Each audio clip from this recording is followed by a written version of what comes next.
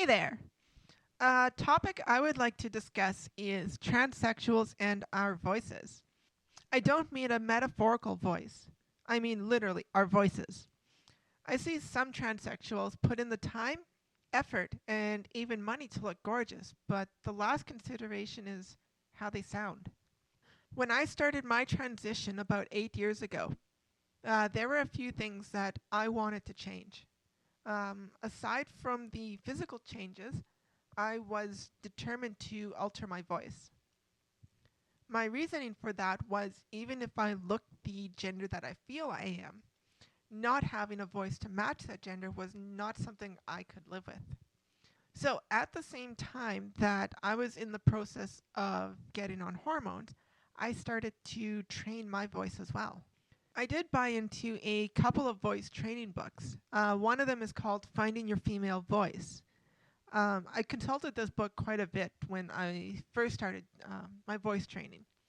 One tool mentioned in that book that I highly recommend is a voice recorder. It doesn't matter how you think you sound, your head alters how you hear yourself, while a voice recorder presents your voice as how everyone else hears you. Now, I actually took that a step further with providing live feedback. And what I mean by live feedback is I would speak into a microphone and have my voice play back to me as I was talking. So my recommendation is get yourself a decent mic, a good pair of headphones, and if you need to, a piece of software to play the audio through to your speakers. If you're on a Mac, you can get Line In, which lets you do exactly that. So I'm not going to lie and say that this was an easy task. It certainly was not an easy task. To achieve the results I was looking for, it took me about 2 years. Although it didn't exactly take the full 2 years to get my voice to sound the way I wanted it to sound, it did take me a while to get used to using it and not fall back onto um, my old voice, especially during times of high stress, so very stressful situations where you really don't have time to think about which voice to use and how you're going to use your voice in those situations.